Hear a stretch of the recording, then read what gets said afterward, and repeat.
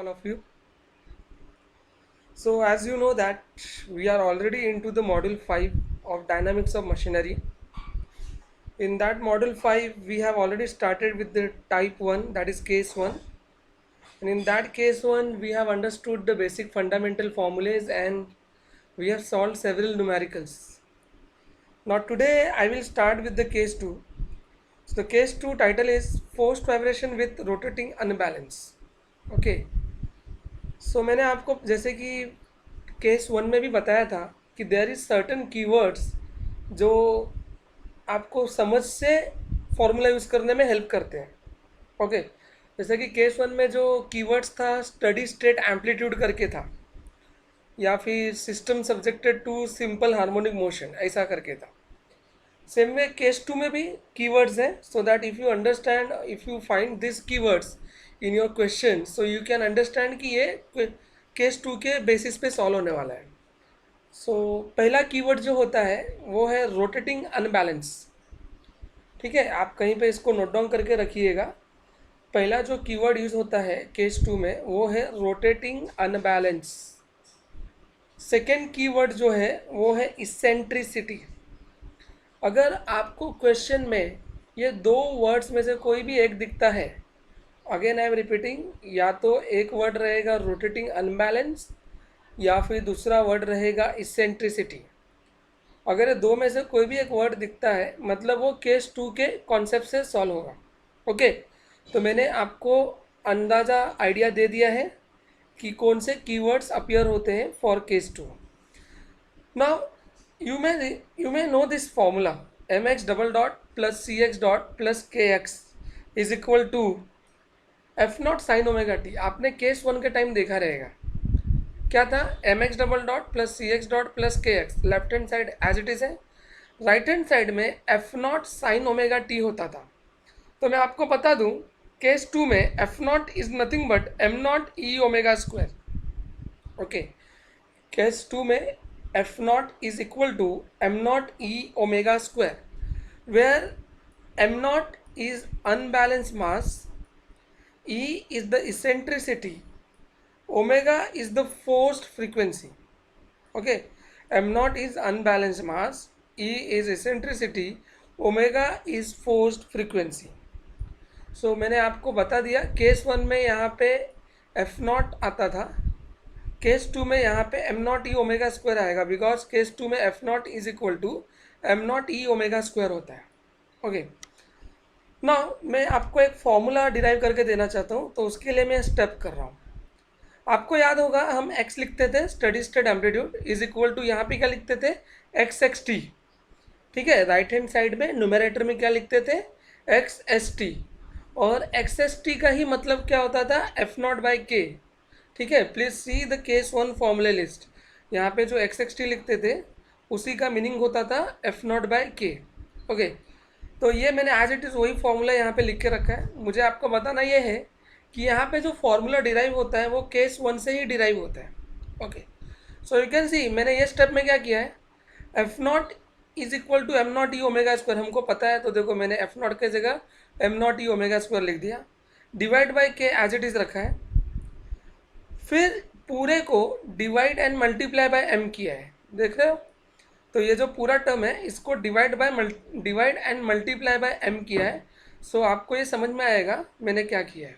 Okay, अब अगर मैं इसको ध्यान से देखूँ तो ये देखो M naught E upon M, ये M naught E upon M जो है ये डिनोमिनेटर में लेफ्ट हैंड साइड में आ गया है, देख लो, और यहाँ पे आर स्क्वायर बन गया। आर स्क्वायर कैसे बन गया मैं बताता हूँ। अगर M naught E upon M इधर आ गया तो न्यूमरेटर में राइट हैंड साइड में क्या बचेगा, ओमेगा स्क्वायर और m divide by k। Okay, अगर इस m को मैंने रीअरेंज किया, होल डिवाइड कर दिया, ये वाला जो m था इसको भी कंप्लीटली डाउन लिया, तो it will become k by m। ठीक है, डिनोमिनेटर में क्या हो जाएगा, न्यूमरेटर का जो सेकेंड पार्ट डिनोमिनेटर का उसमें क्या हो जाएगा, k बाय m हो जाएगा, और k by m is nothing but what, omega N square, that is natural frequency square. Okay, तो आपके न्यूमरेटर में राइट हैंड साइड में क्या बचेगा, omega square upon omega N square. Okay, तो ओमेगा बाय ओमेगा एन मतलब क्या होता है, आर होता है, और जैसे कि दोनों का स्क्वायर था तो this will become what, R square. Okay, so ये फॉर्मूला आपको इस केस में बहुत हेल्पफुल रहेगा to determine the forced vibration amplitude. Okay, forced vibration amplitude means what, X. अब आपने अगर ये फॉर्मूला डायरेक्टली एग्जाम में यूज़ किया तो भी चलेगा, मुझे आपको बताना था कि ये जो फॉर्मूला आता है ये केस वन के रेफरेंस से ही ऑब्टेन होता है। अब वो कैसे ऑब्टेन हुआ है मैंने पूरा इस वाले स्टेप में आपको लॉजिकली बता दिया है। ओके, अब इस फॉर्मूले में लगने वाले जो टर्म्स है जैसे कि आर, आर के बारे में आपको पता है, it is the frequency ratio omega by omega N. Zeta you also know, C by C C, where Cc is what, 2m omega n. M naught is unbalanced mass, E is eccentricity, M is total mass. Okay, and x is what, forced vibration amplitude. और इसके अंदर जो, अगर इस term को आप ध्यान से देखोगे, F naught is equal to M naught E omega square. अगर मैं F naught by omega square कर देता हूँ, जो कि मैंने यहाँ पे किया, देख रहे हैं, F naught by omega square कर दिया, तो जो बचा हुआ टर्म है एम नॉट ई, उसको अनबैलेंस भी बोलते हैं। So the product of unbalance mass and eccentricity is termed as unbalance, and that unbalance is equal to F naught by omega square. So I would like to only conclude that this case 2 have three formula. Formula 1, f naught is equal to m naught e omega square. Formula 2, x upon m naught e by m is equal to r square by under root of 1 minus r square the whole square plus of 2 zeta r the whole square. Formula 3, unbalance, which is equal to m naught e, which can also be equal to f naught by omega square. Okay, so let's start with the numerical now by keeping this in mind. It seems to be blur in this screen, but I have shared the notes with you. You will find the things very clear over there. Okay, due to bandwidth issue this seems to be very much blur, but let it be. I am reading the question for you. A reciprocating pump of mass 350 kg, so the total mass is 350 kg, is driven through a belt by a motor of eccentric rotor. Now see, I told you, you will get one keyword. So that keyword is mentioned over here as a eccentric. Okay, तो eccentricity बोलो या eccentric बोलो चलेगा. Okay, तो इसीलिए मैंने इस eccentric को अंडरलाइन कर रखा है, आप देख सकते हो. Rotor at 2500 rpm, so the speed is 2500 rpm. The system is mounted on 4 springs. Now be very much careful, they are using 4 springs, so all spring stiffness should be compiled together in solution part. But over here each spring is having stiffness 1.2 meganewton per meter. Damping is of 3 kilonewton second per meter.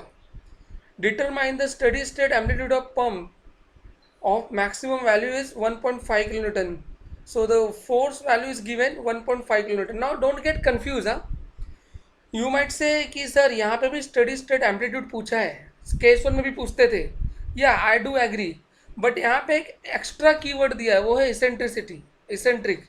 तो देख सकते हो ना, हमने जो formula derive किया उसमें जो x था, x का मतलब क्या था, फोर्स्ड वाइब्रेशन एम्पलीट्यूड. और फोर्स्ड वाइब्रेशन एम्पलीट्यूड को ही हम क्या बोलते हैं, study state amplitude. Okay, but यहाँ पे एक और कीवर्ड आया इसेंट्रिक, तो इसेंट्रिक की वजह से मुझे अंदाज़ा मिला कि ये केस 2 है. Okay, now I taught you, I discussed with you regarding all the values. Now they ask you to also find out the maximum response when the pump is switched on and passes through a resonance condition. Now again I have underlined this sentence, this word resonance condition, because someone can ask you what do you mean by resonance condition. So let me be very much clear. Resonance condition is that condition under which your system vibrates with the extreme amplitude. So this is only possible when the natural frequency value gets matched with the force frequency. Okay, so when natural frequency value gets matched with the force frequency, I mean to say that time the value of R is equal to 1.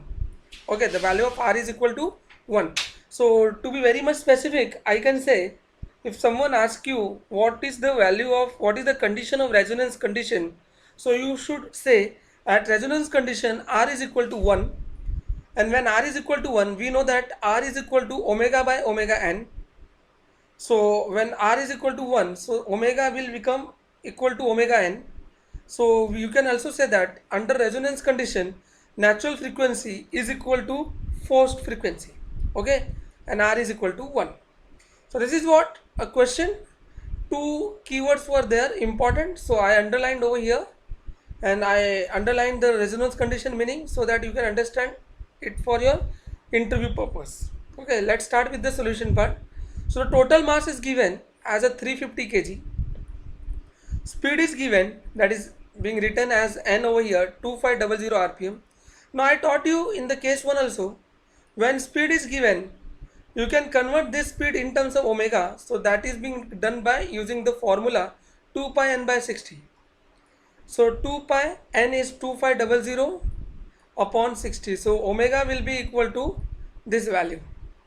Okay, so you are requested to use your calci to see whether the answers are correct or not.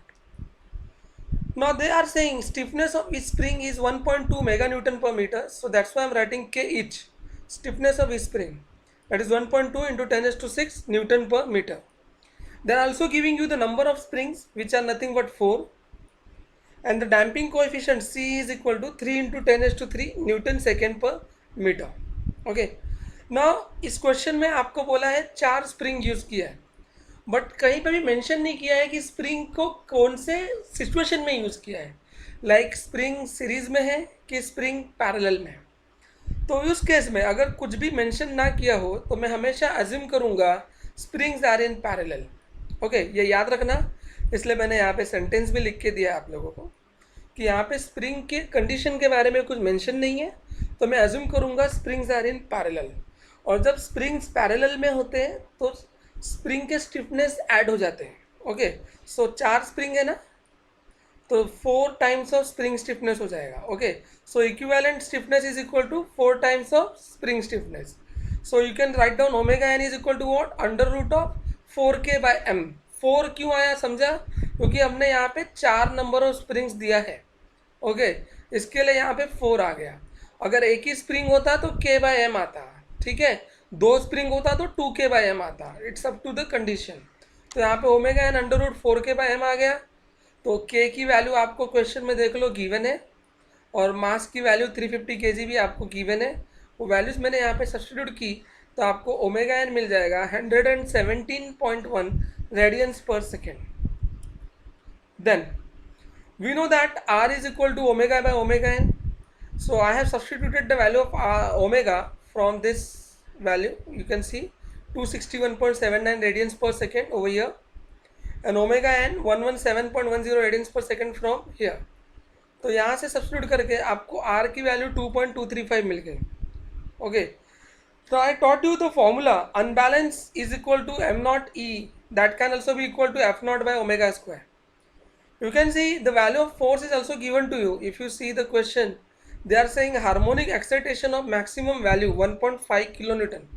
So जो external force apply हो रहा है उस external force की आपको value दी गई है जो कि है 1.5 किलोन्यूटन.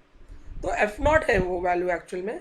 तो देखो 1.5 इंटू 10⁻³ न्यूटन किया है अपॉन ओमेगा स्क्वायर. तो आपको जो ओमेगा मिला है जो मैंने यहाँ पे भी सब्स्टिट्यूट किया है, तो वो वैल्यू मैंने 261.79 यहाँ पे एज इट इज सब्स्टिट्यूट करके उसका स्क्वायर किया है. तो आपको यहाँ से एम नॉट ई की वैल्यू मिल जाएगी.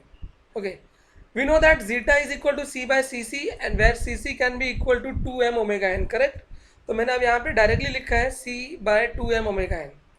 c की वैल्यू आपको पहले से दी गई है 3 kilo newton second per metre. So I have converted into newton second per metre. That's why यहाँ पे 10⁻³ मल्टीप्लाई किया है, divide by 2m omega N. So 2 is constant, m is 350 and omega N आपने कैलकुलेट किया है. यहाँ से आपको जीटा मिल गया.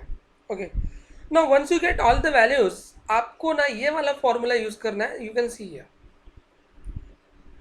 अब इस फॉर्मूले में हमको क्या क्या लगता है, एम नॉट ई मतलब अनबैलेंस जो हमने फाइंड किया है, एम जो कि हमको दिया है, आर जो कि हमने फाइंड किया है, जीटा वो भी हमने फाइंड किया है. ठीक है, तो इस फॉर्मूले के अंदर हमने सारी की सारी वैल्यू सब्स्टिट्यूट कर दी है. आप यहाँ देख सकते हो. ठीक है। एम नॉट ई मतलब 0.022 ये देख लो, अपॉन एम मतलब टोटल मास 350 kg ये भी डाल दिया, आर मतलब 2.235 जो यहाँ पे हमने फाइंड किया था उसका स्क्वायर कर दिया, फिर अंडर रूट में 1 माइनस आर स्क्वायर, फिर वो पूरे का whole square plus 2 times of zeta जो हमको मिला है 0.0365 इंटू आर द स्क्वायर। अब ये पूरे में अननोन क्या है, एक्स। एक्स का ही मतलब क्या होता है, स्टडी स्टेट एम्पलीट्यूड, जिसका दूसरा नाम क्या होता है, फोर्स वाइब्रेशन एम्पलीट्यूड। तो ये आपको वैल्यू मिल गई। ओके। अब केस टू में उन्होंने क्या बोला है कि find out the same value, मतलब एक्स की वैल्यू ही फाइंड करनी है बट अंडर रेजोनेंस कंडीशन।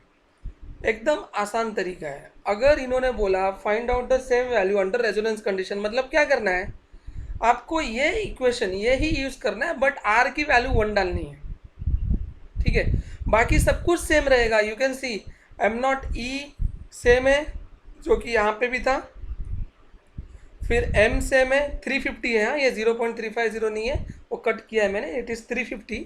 तो देखो यहाँ पे भी है, सिर्फ आर की वैल्यू क्योंकि रेजोनेंस कंडीशन है तो आर की वैल्यू जो है 1 डाल दी है, तो देख सकते हो। ठीक है, तो सब कुछ सेम रहेगा, सिर्फ रेजोनेंस कंडीशन है इसीलिए आपको आर की वैल्यू 1 सब्स्टिट्यूट करनी है और उसको सॉल्व करोगे तो आपको अगेन एम्पलीट्यूड मिलेगा। तो जैसा कि मैंने पहले ही कहा था कि अगर रेजोनेंस कंडीशन होता है तो सिस्टम का वाइब्रेशन एम्पलीट्यूड ज़्यादा होता है और with respect to any other values as compare to any other values. तो आप देख सकते हो रेजोनेंस कंडीशन में जो वाइब्रेशन एम्पलीट्यूड है 8.6 इंटू 10⁻⁴ मीटर है, but other than resonance condition this amplitude is less, 7.85 into 10⁻⁵ meter. ठीक है, so that's what I was trying to explain you. Under resonance condition system vibrates with the maximum amplitude. Okay, और वो चीज़ मैंने यहाँ पे in the form of numbers भी prove कर दी। तो अगर इस क्वेश्चन का रिकैप देखेंगे तो आपको समझ में आएगा there is everything related to formula. Case two इसीलिए यूज़ किया क्योंकि यहाँ पे कीवर्ड दिया था इसेंट्रिक। ठीक है, इसके अकॉर्डिंग मैंने फॉर्मूले से सारी वैल्यूज़ निकाली और फाइनल वाले फॉर्मूले में सब्स्टिट्यूट कर दिया। फिर केस टू के लिए उनको चाहिए था रेजोनेंस कंडीशन पे, तो मैंने आर की वैल्यू 1 सब्स्टिट्यूट कर दी एंड उसको सॉल्व कर दिया। Okay, now let's go to the next numerical now. A machine of weight 1100 Newton has a rotor of 220 Newton with 5 mm eccentricity. Now see the keyword. इस question में again keyword आया eccentricity. Okay, तो मैंने आपको पहले ही कहा है case to identify करना है तो you should be very much clear with the keywords. Okay, तो यहाँ पे आप देख सकते हो आपको कीवर्ड्स आया है और कीवर्ड कौन सा है, इसेंट्रिसिटी का है। Okay, the operating speed is 600 RPM, the machine is mounted on springs with the stiffness 88 kilonewton per meter, damping is negligible. Now see, damping is negligible, it means that zeta is 0. Okay, please remember this. अगर question में आपको कभी कहता है damping is negligible, it means zeta value is equal to 0 and unit is constrained to move vertically. Determine the dynamic amplitude of the machine, मतलब x की value find करनी है। Number 2, redesign the mounting so that the dynamic amplitude is reduced to 1/2 of the original value but maintain the same natural frequency. वो case 2 में क्या कहना चाहता है कि आप सिस्टम को वापस रीडिज़ाइन करो और ऐसा रीडिज़ाइन करो कि जो एम्पलीट्यूड है वो पहले वाले एम्पलीट्यूड का हाफ हो जाएगा। ओके, तो आपको केस 1 में जो भी एम्पलीट्यूड मिलने वाला है वो एम्पलीट्यूड का हाफ वैल्यू लेना है केस 2 में और रीडिज़ाइन करना है, मतलब जीटा का नया वैल्यू निकालना है। Okay, so you try to understand. For case 1 I will be substituting zeta is equal to 0। Okay, but for case 2 जो भी हमको पहले एम्पलीट्यूड वैल्यू मिली रहेगी उसका हाफ लेंगे। लेट्स सॉल्व, आपको समझेगा। केस 2 क्यों यूज़ करना है, बिकॉज ऑफ दिस कीवर्ड जो कि मेंशन है eccentricity. Okay, so by keeping in mind let's start with your solution part. so अब यहाँ पे जो टोटल वेट है 1100 न्यूटन है, तो देखो W 1100 न्यूटन, बट हमारा जो वाइब्रेशन में कॉन्सेप्ट है वो केजी में चलता है, मास का वैल्यू। तो क्या करना है, इस न्यूटन को कन्वर्ट करना है केजी में कैसे करेंगे? This whole divided by 9.81, so m is equal to 112.13 kg हो जाएगा। फिर इसेंट्रिक रोटर, ठीक है, तो ये रोटर है, इसेंट्रिक है, अनबैलेंस मास्ड है, 220 न्यूटन का, तो उसको भी हमको डिवाइड बाय 9.81 करना पड़ेगा, तो वो एम नॉट की वैल्यू आपको 22.43 kg मिल जाएगी। इसेंट्रिसिटी मतलब स्मॉल ई 5 × 10⁻³ मीटर है, स्पीड 600 आरपीएम है, स्टिफनेस 88 × 10⁻³ न्यूटन पर मीटर है, डैम्पिंग नेग्लिजिबल है, इसका मतलब जीटा का वैल्यू 0 है। अब अगर n पता है तो आप ओमेगा निकाल सकते हो, because omega is equal to what, 2πn/60, so 2π × 600/60 you will get omega 62.83 radians per second. पहले हम क्या करेंगे, एम्पलीट्यूड ऑफ वाइब्रेशन फाइंड करेंगे, फिर सेकेंड में हम क्या करेंगे, रीडिज़ाइन करेंगे सिस्टम को, बट एम्पलीट्यूड कितना लेंगे, ओरिजिनल जो आया रहेगा उसका हाफ लेंगे, ओके। और इस केस में हम सीटा की वैल्यू फाइंड करेंगे, बिकॉज रीडिज़ाइन, देखो वाइब्रेशन कम होना, x2 is equal to half of initial, जब ये इनिशियल है x1 है तब जीटा का वैल्यू कितना है, 0 है, बट केस 2 में वाइब्रेशन कम हो गया, कितने से, ओरिजिनल से हाफ से कम हो गया, इसका मतलब वहाँ पे डैम्पिंग सिस्टम इंट्रोड्यूस किया इसीलिए कम हो गया। अब मैं बोलूँगा डैम्पिंग ही इंट्रोड्यूस किया, क्यों, क्योंकि क्वेश्चन में क्या बोला है, maintain the same natural frequency. अगर नेचुरल फ्रीक्वेंसी सेम मेंटेन किया है तो you recall your formula omega N is equal to √k/m। अब अगर नेचुरल फ्रीक्वेंसी की वैल्यू सेम है मतलब स्टिफनेस की वैल्यू भी सेम है और मास की वैल्यू भी सेम है, तो स्टिफनेस सेम है, मास सेम है, मतलब नया स्प्रिंग इंट्रोड्यूस नहीं करना है रीडिज़ाइन करने के लिए, नया मास इंट्रोड्यूस नहीं करना है रीडिज़ाइन करने के लिए, समझो, ओके। तो रीडिज़ाइन करने के लिए नया क्या इंट्रोड्यूस करना है, डैम्पर इंट्रोड्यूस करना है, एम आई क्लियर। तो रीडिज़ाइन कर रहे हैं मतलब हमको डैम्पर की वैल्यू फाइंड करनी है, ओके। सो देख सकते हो ये हमारा स्टैंडर्ड फॉर्मूला है जिसमें जीटा की वैल्यू 0 है। अब अगर जीटा की वैल्यू 0 है तो राइट हैंड साइड में क्या बचेगा, r² upon √1 - r² the whole square, तो अंडर रूट और वो होल स्क्वायर वो कैंसिल आउट, मतलब स्क्वायर स्क्वायर स्क्वायर और स्क्वायर रूट कैंसिल आउट हो जाएगा, तो ये टर्म बचेगा। अब जिसके अंदर आने वाला एम नॉट आपको पहले से पता है, ई का वैल्यू आपको पता है, एम का वैल्यू पता है, ठीक है, x1 और r की वैल्यूज फाइंड करनी है, तो omega N √k/m, you know this very well, k और m सब्स्टिट्यूट कर दिया तो मुझे यहाँ से क्या मिल जाएगा, ओमेगा एन मिल जाएगा, okay. Once you get the value of omega N आप r निकाल सकते हैं, और r का वैल्यू जो भी आया 2.23242 जो भी आया वो लेना है। अब देखो r का वैल्यू जो है ग्रेटर देन 1 आया है, ओके। अब अगर आप ये वैल्यू r का वैल्यू ग्रेटर देन 1 2.242 डालोगे यहाँ पे तो पूरा माइनस में हो जाएगा, समझ में आ रहा है, और ये माइनस में हो जाएगा तो you can't solve, this is invalid value. तो जब कभी भी r का वैल्यू ग्रेटर देन 1 आता है ऐसे सिचुएशन में जीटा 0 है और r का वैल्यू ग्रेटर देन 1 है, ओके, तो उस टाइम पे राइट हैंड साइड रीअरेंज हो जाता है and this become r² upon r² - 1, okay.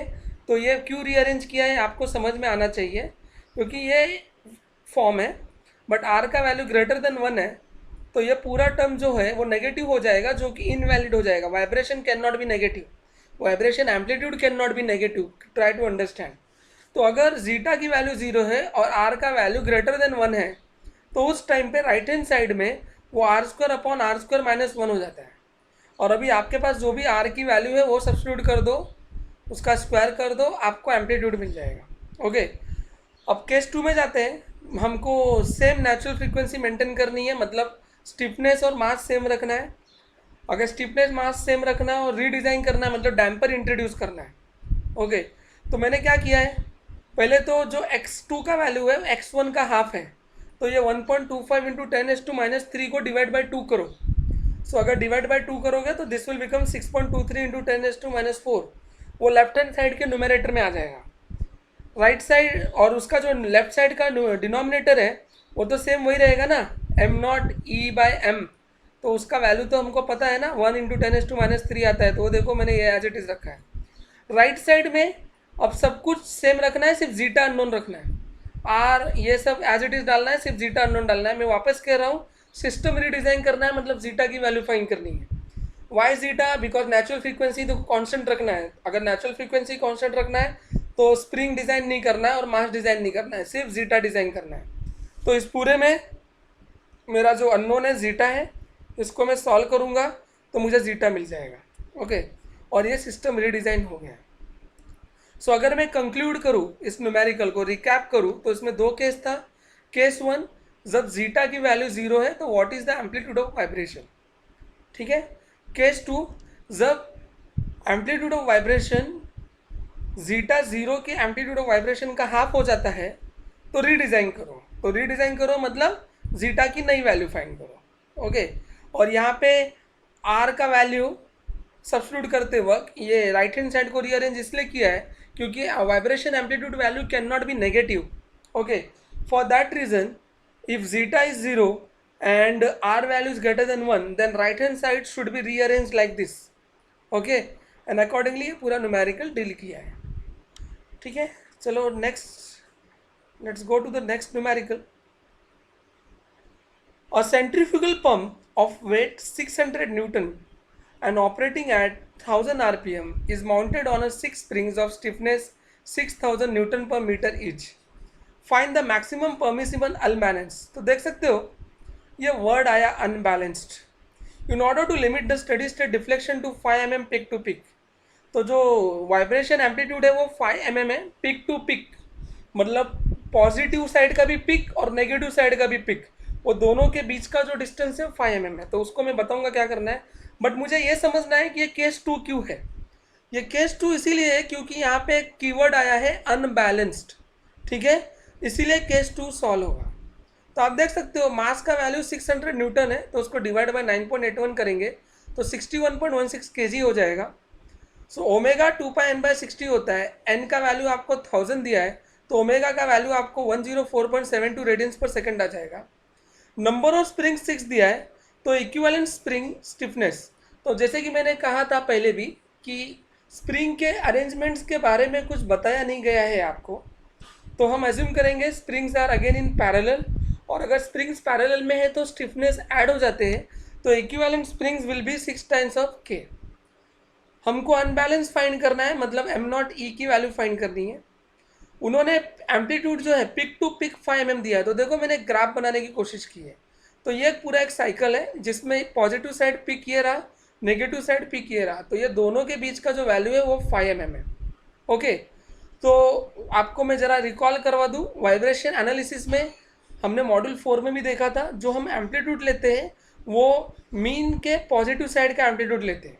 Okay, तो अब ये जो वैल्यू है 5 mm, ये टॉप टू बॉटम है, तो मीन से उसका टॉप वैल्यू कितना रहेगा, 5 का हाफ हो जाएगा, और जो 5 का हाफ हो जाएगा वही x का वैल्यू है। तो देखो x is equal to 2.5 mm इसीलिए किया है क्योंकि हमको मीन से टॉप वैल्यू तक चाहिए, टॉप पॉइंट तक चाहिए, जो कि 5 का हाफ होगा, that's what is 2.5 mm। Okay, और इस क्वेश्चन में कहीं पे भी डैम्पर के बारे में कुछ मेंशन नहीं किया गया है। If nothing is mention about damper it means zeta is equal to 0। Okay, so no damper means zeta is equal to 0। Again ये फॉर्मूला आपने देखा प्रीवियस न्यूमेरिकल की तरह, मैंने जीटा 0 डाला तो ये रिड्यूस हो गया। अब इसके लिए मुझे आर लगने वाला है, तो आर के लिए ओमेगा एन लगेगा, omega N under root K equivalent by M. K equivalent मतलब 6 times of K, because 6 springs आए हैं और के की वैल्यू 6000 न्यूटन पर मीटर है, अपॉन एम 61.16 kg है, आपको ओमेगा एन मिल जाएगा। R is equal to omega by omega N, omega आपको मिल चुका है, ओमेगा एन भी मिल चुका है, यहाँ से आर मिल जाएगा। अब वापस आप देख सकते हो योर आर वैल्यू, ये राइट हैंड साइड ऐसा है, at the same time your R value is greater than 1। So what will happen, मैंने डायरेक्टली सब्स्टिट्यूट किया, अगर आप डायरेक्ट सब्स्टिट्यूट करोगे तो भी चलेगा, हाँ, मतलब आपको ज़्यादा सोचना नहीं पड़ेगा कि आर स्क्वायर माइनस 1 लिखना है कि 1 माइनस आर स्क्वायर लिखना है, लाइक दिस। हाँ, ये आप देख सकते हो ये वाले टर्म की तरह, ठीक है। आप डायरेक्ट इस फॉर्मूले में वैल्यूज़ डाल दो, जो आपको मिलता है आपको आंसर मिलेगा, जो कि मैंने इस न्यूमेरिकल में ऐसा ही किया। देखो ये रहा आपका x का वैल्यू, ये M naught E by M, थोड़ा सा ब्लर हो रहा है screen, I don't know, but I have share the notes तो यू कैन रेफर दैट। यहाँ पे आर स्क्वायर मैंने एज इट इज़ डाला है, और ये डिवाइड बाय अंडर रूट जो है वो एज इट इज़ रखा है, मतलब नो नीड टू थिंक कि क्या करना है उसके साथ। ठीक है, जैसे वैल्यूज़ है वैसे सब्स्टिट्यूट कर दूँ। ओके, और ये पूरे में एक ही अननोन है एम नॉट ई, और एम नॉट ई को ही हम क्या बोलते हैं, अनबैलेंस। हमको क्वेश्चन में अनबैलेंस ही फाइंड करना था, 0.14469 केजी मीटर मिल जाता है। ठीक है, तो अगर इस क्वेश्चन को भी आप रिकैप करोगे तो it is very much similar to the previous question का केस 1। ठीक है, कुछ भी नया नहीं है, सिर्फ इसके अंदर यही समझना था, एम्पलीट्यूड जो वैल्यू है पिक टू पिक दी गई है तो उसको हाफ कर देने का।